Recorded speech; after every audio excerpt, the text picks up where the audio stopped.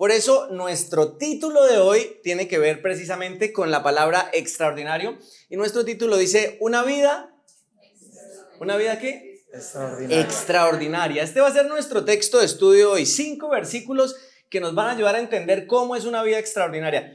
Yo tengo en mi mente estas escenas de películas en donde sucede que están estos barcos con estas personas que salen a navegar por el mundo y descubren, entre comillas descubren porque ya estaba ahí, nuevas tierras. Y estos colonizadores que vienen a estas nuevas tierras se dan cuenta, ¿sí?, en las películas que estos nativos de las tierras, por ejemplo, cuando me imaginaba cómo había sido cuando los españoles llegaron aquí a América, cómo los nativos, nuestros antepasados, tenían muchas riquezas a su alrededor, ¿no? Entonces uno tiene la idea de que, el oro, las piedras preciosas eran muy comunes para los nativos, ¿no? Era mi idea de que, no sé por qué se me quedó esta escena de estos personajes viniendo, estos colonizadores, llegaban con pequeños artilugios que los nativos no conocían.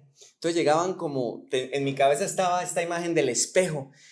Llegaban con el espejo y ellos empezaban a intercambiar, estas personas que traían empezaban a intercambiar estos objetos que no tenían básicamente ningún valor, empezaban a intercambiarlos por cosas que tenían mucho valor en el mundo ya civilizado, entre comillas, piedras preciosas. Y pensaba en cómo cuando uno está habituado a lo común, o sea, cuando algo es común para uno, uno pierde de vista qué es lo extraordinario. Cuando usted y yo convivimos con lo común, cuando nos acostumbramos a llevar una vida común y corriente, no alcanzamos a entender qué es lo extraordinario. Y hoy vamos a hablar de una vida extraordinaria y cómo tal vez muchas de las cosas valiosas que tenemos con Dios no las vemos como extraordinarias y sí estamos sacrificando esas cosas valiosas con Dios por pequeños espejos que nos ofrece la cultura, por pequeños espejos que nos ofrecen las amistades y decimos, ¡ay, esto es muy valioso! Y sacrificas algo extraordinario que Dios te ha dado. Por ejemplo, tu amistad con Dios es algo extraordinario que podrías tener, pero que si no la valoras, la vas a intercambiar por un pequeño espejo que es la aceptación de los demás, que es un salario más grande a costa de sacrificar tu integridad, que es empezar una relación con personas que no son y sacrificar tu relación con Dios. Sacrificamos lo extraordinario por cosas comunes. Entonces vamos a hablar de una vida extraordinaria y Juan nos va a mostrar cómo es una vida extraordinaria. Y si tú logras ver lo que es una vida extraordinaria, cómo comienza y cómo se vive, esperamos que al final de hoy tú puedas decir, yo no vuelvo nunca a hacer este tipo de cambios en donde yo entregue lo extraordinario por algo común y corriente. Y entonces esperamos que podamos valorar más lo extraordinario que tenemos con este buen Dios y con Jesucristo. Así que nos vamos a ir al primer punto, que vendría a ser de lo ordinario o de lo común ¿a qué? Y aquí pasamos de lo ordinario a lo extraordinario. De lo ordinario a lo extraordinario tiene que ver con realmente encontrarse con el extraordinario. Encontrarse con Dios es esto que realmente cambia las vidas. Vamos a leer un versículo que Juan ha estado queriendo enseñarnos, o sea, porque la Biblia en la carta de Juan lo repite y lo repite. Dice lo siguiente, el versículo 1 dice, a todo el que cree que Jesús es el Cristo, ha llegado a ser un hijo de Dios. O sea, ha nacido de Dios. Esta idea de que todo el que cree en Jesucristo llegue a convertirse en un hijo de Dios es una idea que Juan ha estado repasando constantemente. La Biblia tiene esta misma frase de muchas maneras tratando de explicar algo. ¿Por qué se repite tanto? Y creo que a veces se vuelve ordinario de tanto escucharla. Claro, creemos en Jesucristo, somos cristianos, ahora somos hijos de Dios, normal, hijos de Dios. Pero pensaba en qué tanto valor tiene encontrarse con Jesús y cómo muchas personas podrían llegar a encontrarse con Jesús y no darse cuenta delante de quién están. ¿Se acuerdan de este encuentro de Pilatos con Jesús? hace 2000 años allá en Jerusalén, capturan a Jesús, lo acusan de cosas que él no hizo y se lo entregan a Pilato y le dicen, tú júzgalo para muerte. Y Pilato se encuentra ahí delante de Jesús y le dice, ¿tú por qué no me contestas nada? Porque Jesús guardaba silencio. Es que no sabes que yo, dice Pilato, es que no sabes que yo puedo dejarte libre o puedo crucificarte. Yo creo que en esta escena el que no sabe con quién está hablando es Pilato. Él no tiene ni idea quién está al frente de él. Y le dice, ¿tú dices que eres rey de los judíos? ¿Eres rey de los judíos? Entonces Jesús le dice, tú lo has dicho. Yo he venido a este mundo, contesta Jesús, para dar testimonio de la verdad. Y todo el que es de la verdad oye mi voz. Pilato estaba delante de esta persona que era el verdadero portador de la verdad. La Escritura muestra a Jesucristo como Él es la verdad. Él es el camino, la verdad y la vida. Pilato está delante de Jesús con el dador de la vida, con el creador del universo. Pilato está ahí delante con esta persona que puede responder las preguntas más profundas de nuestro ser. Pilato ahí en ese momento, como todos nosotros, tenía las preguntas en su corazón, todo lo que alguien necesita saber acerca de por qué estoy aquí, cuál es el propósito de mi vida. La respuesta estaba frente a él y él no se estaba dando cuenta. Estaba enfrente de esa persona que podía cambiar su destino. Estaba enfrente de esa persona que podía limpiar sus pecados. Estaba enfrente de la persona que le podía mostrar a Dios. Él estaba delante de Dios, o sea, Jesús es Dios, y es la imagen de Dios. Él estaba ahí y no se estaba dando cuenta a quién iba a crucificar. Pilato termina diciendo, sí, llévenlo, yo me lavo las manos, yo no encuentro nada en él, pero crucifíquenlo. Pilato lo envía a Jesús, aquel que podía responder los más grandes vacíos de su corazón. Eso significa que Jesús venía a dar testimonio de la verdad, pero Pilato no podía oírlo, porque dice, todo el que es de la verdad oye mi voz. Él estaba enfrente de esa persona que podía solucionar lo más profundo de nuestros corazones y Pilato no se había dado cuenta. Sin embargo, hay otro relato en el que los discípulos se encuentran con Jesús. Y digo, se encuentran con Jesús porque ellos lo conocían, pero de otra forma. Ellos ya sabían y ya habían visto cosas de Jesucristo. Entonces iban en la barca. ¿Se acuerdan la escena en la que Jesús calma la tempestad? Bueno, iban en la barca y si ustedes han estado en una tormenta de esas con viento, o sea, cuando llueve y el viento mueve el agua y golpea contra las paredes y las ventanas y se escuchan los relámpagos, o sea, ¿han escuchado un trueno caer muy cerca de ustedes? Eso es tremendo. Bueno, ellos estaban ahí, pero en el agua, o sea, piénsenlo así, la historia se desarrolla en el agua, o sea que esa balsa se movía y ellos sienten morir y dicen, llamemos a Jesús. Claro, ellos sabían de alguna manera que Él era el único que podía hacer algo. Entonces van y Jesús estaba durmiendo y lo despiertan, Jesús, sálvanos. Y Jesús se levanta en medio de ellos y le dice a la tormenta que se calme. Y de repente los vientos ya no soplan, la lluvia ya deja de caer y la balsa se queda quieta. Y a ellos los toma otro sentimiento, también es un temor. Y dicen entre ellos, con miedo, con este sentimiento, ¿quién es este que hasta los vientos y los mares le obedecen? ¿Quién es este? Y creo que es una buena pregunta para hacernos. ¿Quién es este Jesús con el que tú te has encontrado? ¿Quién es este que hasta los vientos y los mares le obedecen? A ellos los recorre un sentimiento de temor. ¿Es Dios? La persona que está aquí en la barca conmigo no era cualquier persona, no era una persona que sabía de muchas cosas, no era ni siquiera un gran profeta que podía hacer muchas cosas, era Dios mismo, es Dios mismo, Él está ahí en la barca. Esta idea de quién es Dios estando conmigo. Encontrarse con Jesús cambia mi manera de verlo a Él. Miremos el identifica, miremos un identifica. Bueno, Cambia, bueno, sí, listo, el identifica dice que, identifica del primer versículo, dice, la vida extraordinaria comienza cuando te encuentras con Jesús. Yo, en el versículo que leímos de Juan, dice, todo el que cree en Jesús es el Cristo, ha llegado a ser un hijo de Dios. Ahora, ¿será que me he dado cuenta de quién he llegado a ser hijo, si realmente me he encontrado con Jesús, es de aquel al que los vientos y los mares le obedecen. Hay una pregunta que hace Pablo, me parece muy interesante. Dice, ¿ustedes saben que son templo del Espíritu Santo? ¿O acaso no saben que son templo del Espíritu Santo?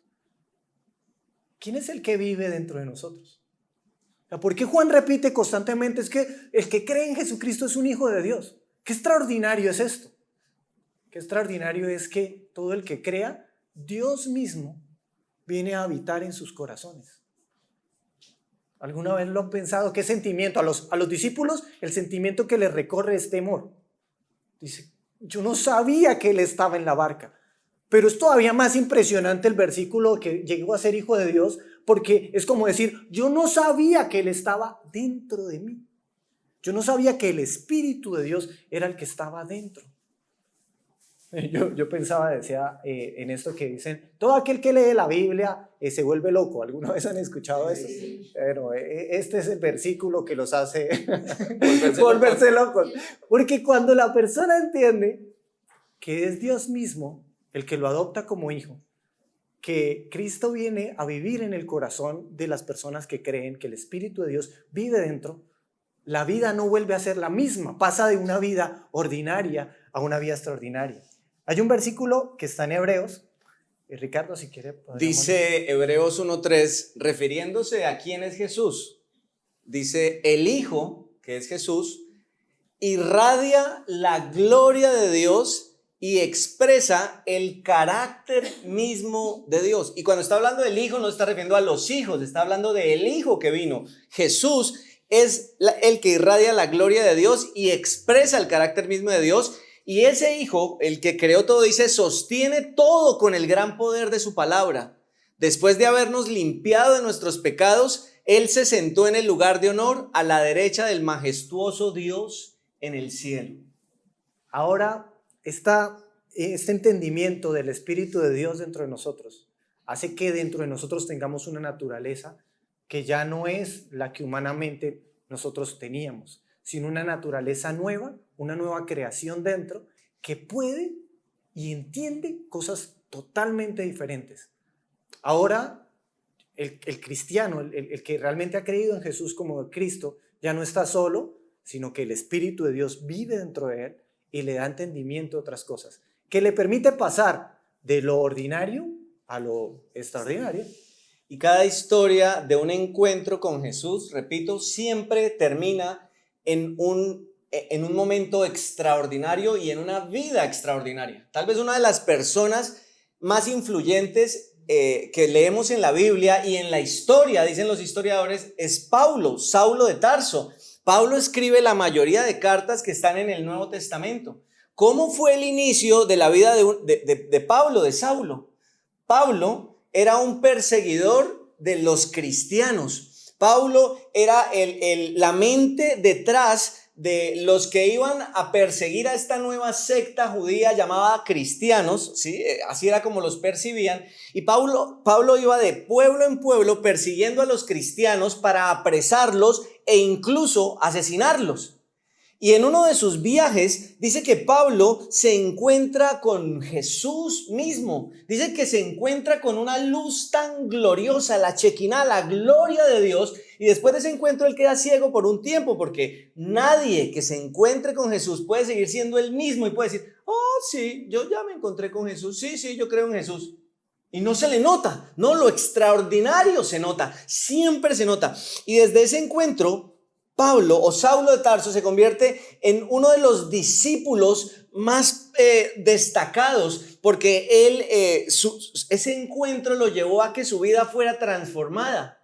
Siempre la vida extraordinaria comienza con un encuentro con Jesús. No es solo viniendo a la iglesia, no es solo conociendo lo que este libro dice, no es solo intentando ser bueno, eso no me hace extraordinario. Lo que me hace extraordinario es mi encuentro con Jesús para que algo dentro de mí suceda. Me encanta el milagro de ser una nueva persona. Entonces, la segunda idea diría lo siguiente, que es ¿cómo vivo de una forma extraordinaria?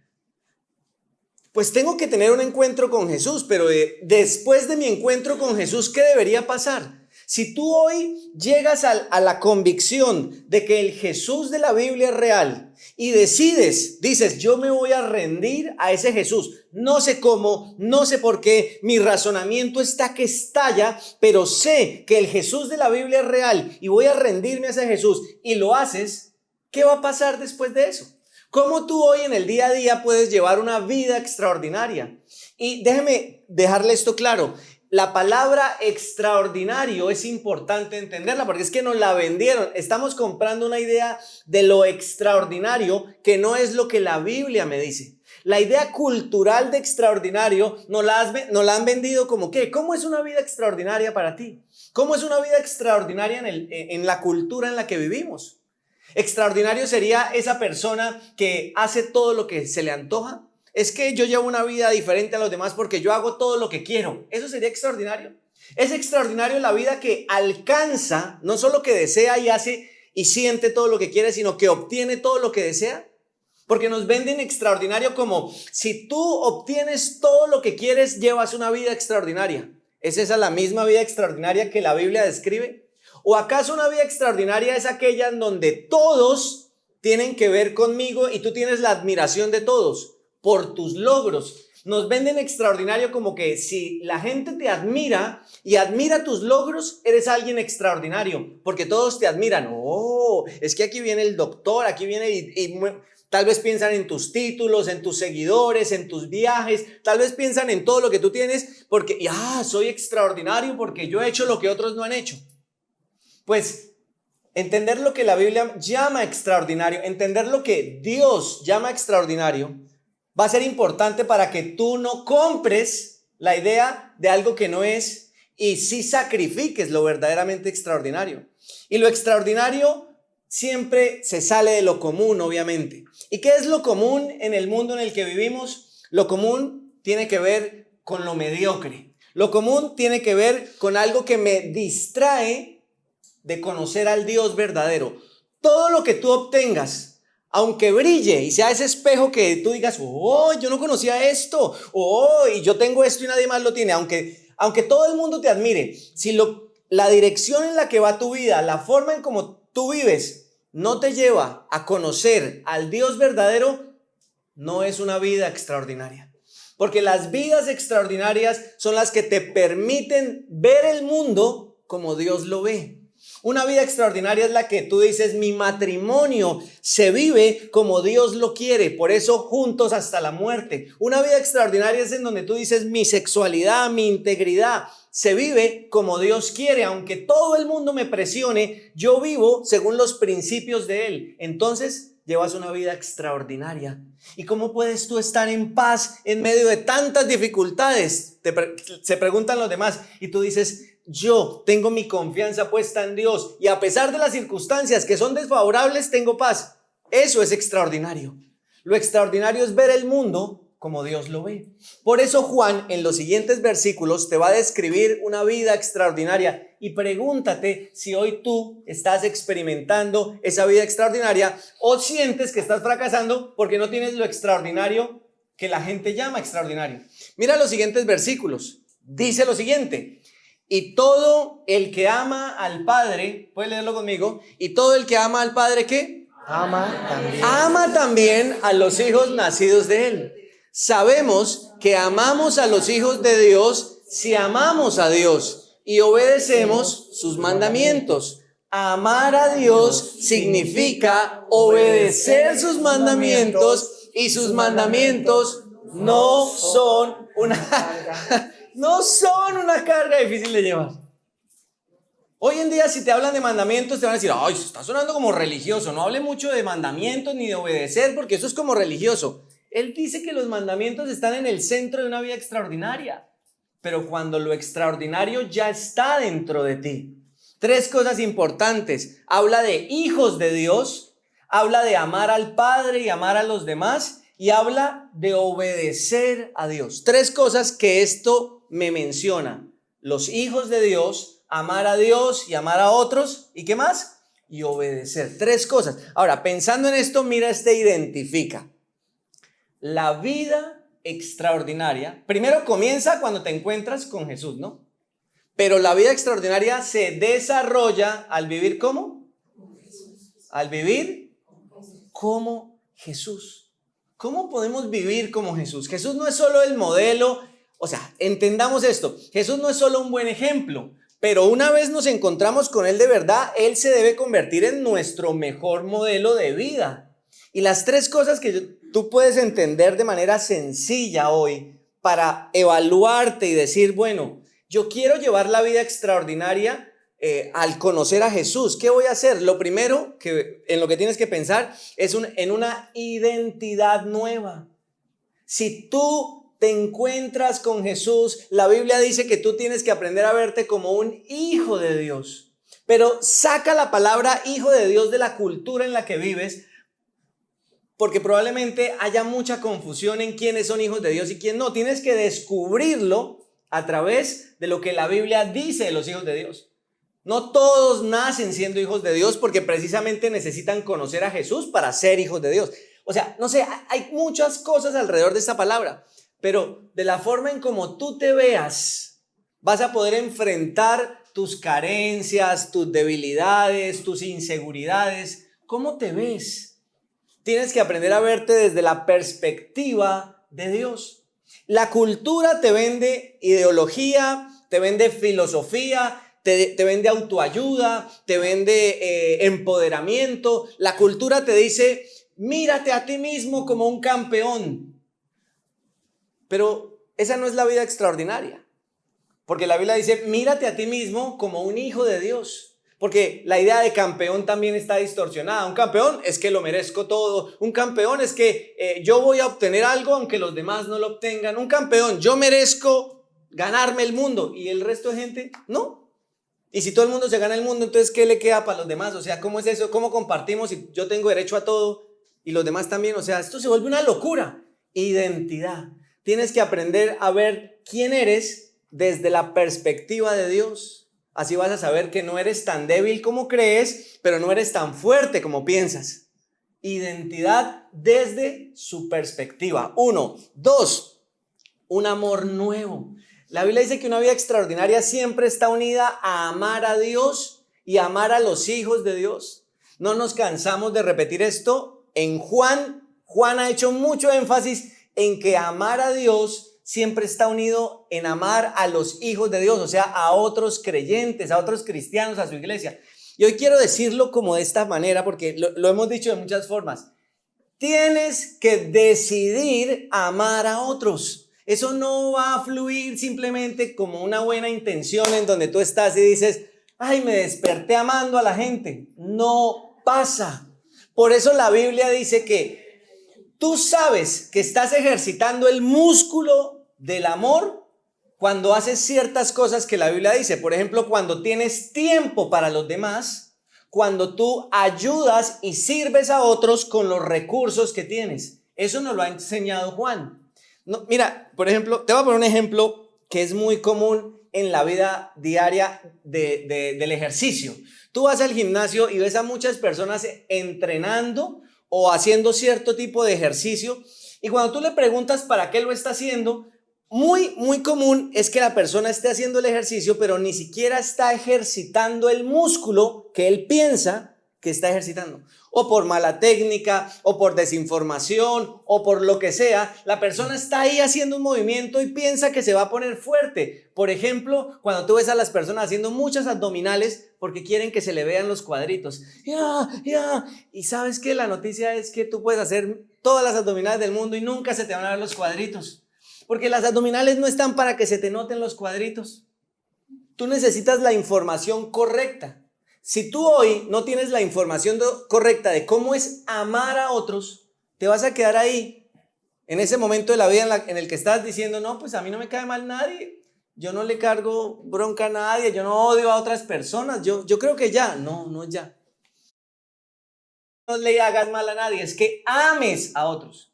Y el amor tiene dos monedas, el tiempo y los recursos. El amor tiene dos monedas, el tiempo y los recursos. A quien tú amas, tú le dedicas tiempo para tener un vínculo. Y a quien tú amas, tú le ayudas en la necesidad que tiene. ¿Estamos? Porque así quisiera yo que me amaran. Así necesita usted que lo amen, no solo de buenas intenciones. No, pues, si tiene algún problema, pues que le vaya bien. ¿Sí? A mí no me encuentra el resto de la semana porque es que como yo estoy tan ocupado, o se lo endosamos a alguien más. No, pues allá eso será responsabilidad como de Ricardo, que es el que se dedica a eso, de Fernando. ¿Sí? Yo no soy pastor. Él dice que nos amamos. Amar a Dios y amar a otro siempre requiere la moneda del tiempo y de los recursos. Una vida extraordinaria, verme como Él me ve, y una vida extraordinaria, dar de lo que Él me ha dado a mí. Y por último, dice que es, Yoli, dice una medida nueva. Una medida nueva. ¿Sabe por qué los mandamientos son tan importantes en la vida cristiana? Claro, durante mucho tiempo los mandamientos de Dios tuvieron esta idea coercitiva. El mandamiento de Dios era reprimir un deseo que tú tenías. Entonces es algo negativo porque decían, usted lo que hace es ponerse una máscara. Los cristianos, los evangélicos, los que van a la iglesia, lo que pasa es que son unos reprimidos porque ellos no pueden hacer todo lo que quieren. No es cierto. Porque lo que la gente no ha visto es que el verdadero creyente, al tener un encuentro extraordinario, su corazón cambió. Y los mandamientos no son la forma de reprimirme. El mandamiento es lo que me enseña cómo hacerlo bien. Si yo quiero amar a mi hermano, ¿cómo sé que lo estoy haciendo bien? Pues ahí están los mandamientos. Por ejemplo, el gran mandamiento de amar a Dios me enseña, si yo quiero amar a Dios, el gran mandamiento me dice, no tengas otros dioses. O sea, usted no puede decir que ama a Dios mientras sigue otros dioses. No puede. No puede decir que ama a Dios mientras tiene imágenes falsas de un Dios equivocado. No puede amar a Dios mientras está usando su nombre en vano, porque usa su nombre para todo, hasta para decir mentiras. Entonces usted no puede decir que ama a Dios mientras no cumpla la medida del amor de Dios. ¿Y será que sí voy a ser capaz de amar a Dios? Si tienes un encuentro personal con Jesús, vas a poder, porque Él te da un nuevo corazón. Y a tu prójimo, ¿cómo sabes que amas a tu prójimo? Ay, no, yo sí tengo buenos sentimientos, a mí me caen bien, toda esa gente me cae bien. No les conozco el nombre, nunca hablo con ellos, no sé si tienen alguna necesidad, pero yo los quiero a todos por igual.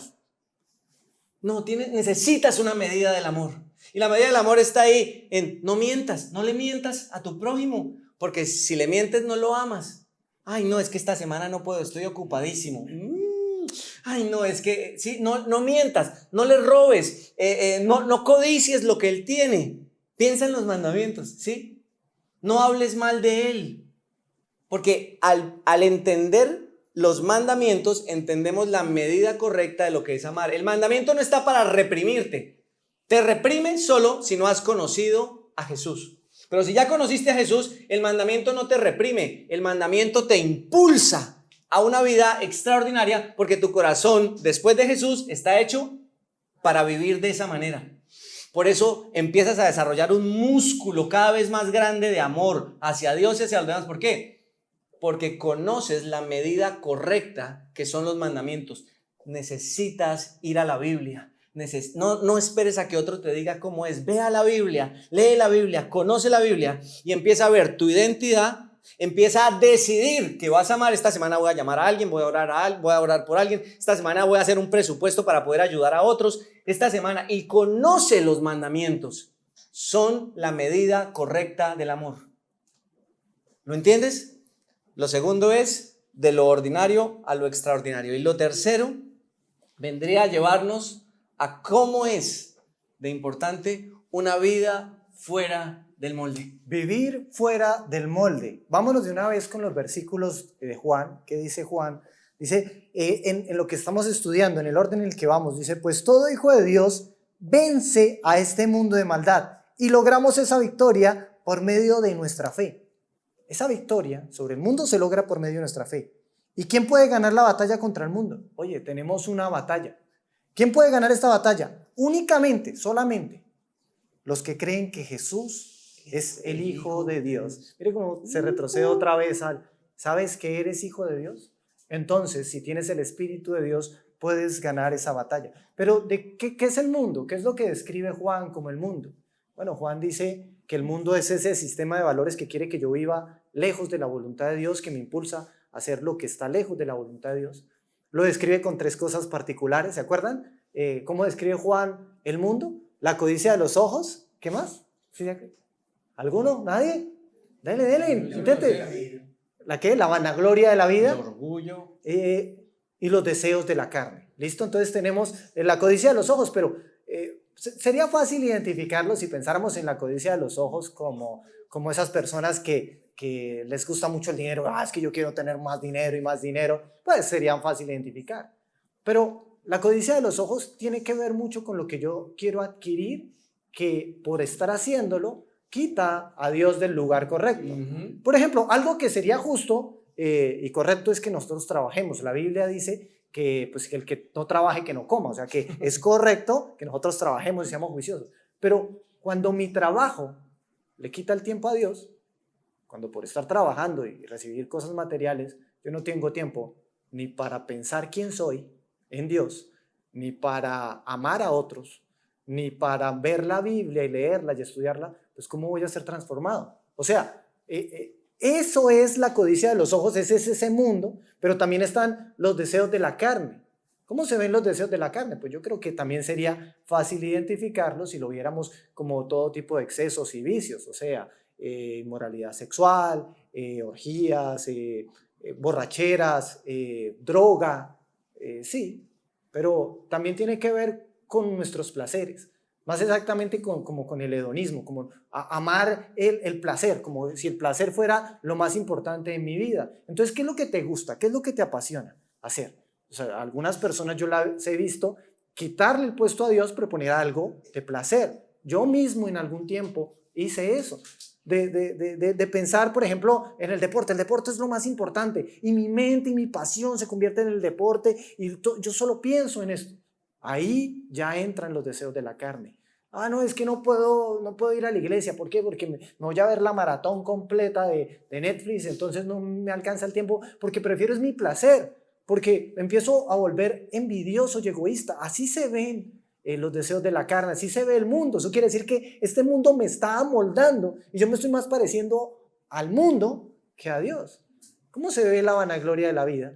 Pues también sería de alguna manera más fácil identificarla como esas personas que les gusta estar en una posición sobre otras. Es que usted no sabe quién soy yo, no sabe lo que yo he estudiado, no sé, pero es todo aquello que infla mi orgullo por querer aceptación en un grupo social, en un grupo en especial, en la parte social. Por ejemplo, es que me gustaría ocupar este lugar entre mis amigos, o mi esfuerzo es estar en este lugar en la empresa, pero con la idea equivocada, ¿no? Con la idea de es que yo soy más que los demás, o un lugar en la sociedad, porque es que usted no sabe quién soy yo.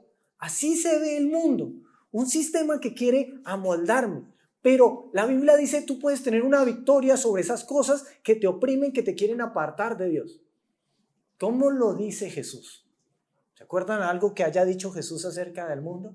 Jesús habla acerca del mundo y Jesús dice que en el mundo tendremos aflicción, pero confíen, porque yo he vencido al mundo. Jesús es ese ejemplo de aquel que venció al mundo y luego me dice, y creyendo en mí, como dice Juan, ustedes vencerán al mundo. Tal vez ustedes tengan miedo de romper con todo este sistema que nos impulsa a vivir en contra de la voluntad de Dios. Y si yo no vivo siguiendo estas cosas, tal vez yo no logre tener todo lo que yo esperaba en algún momento. Y si yo no vivo, y si yo dejo pasar este momento de placer, tal vez no llegue a ser realmente feliz. Mire, todo eso es un engaño. Es un engaño, es una mentira. La verdadera felicidad está en conocer a Cristo. El verdadero gozo está en conocer a Dios. Y lo que Dios está diciendo es que es posible romper con el molde. Está diciendo, tú tienes el poder para romper el molde. Y cuando crees en Jesucristo, ese molde ya no tiene poder sobre ti.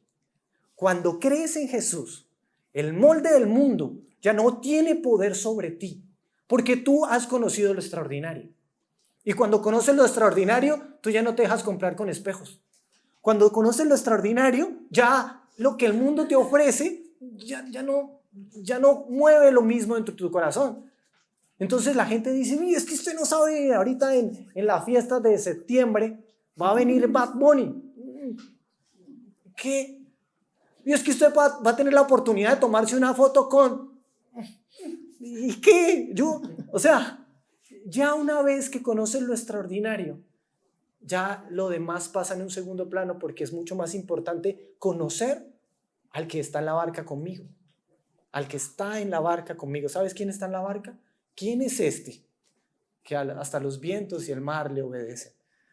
Romper el molde es algo posible. Él identifica de este punto, dice lo siguiente: la vida extraordinaria te da el poder para romper el molde.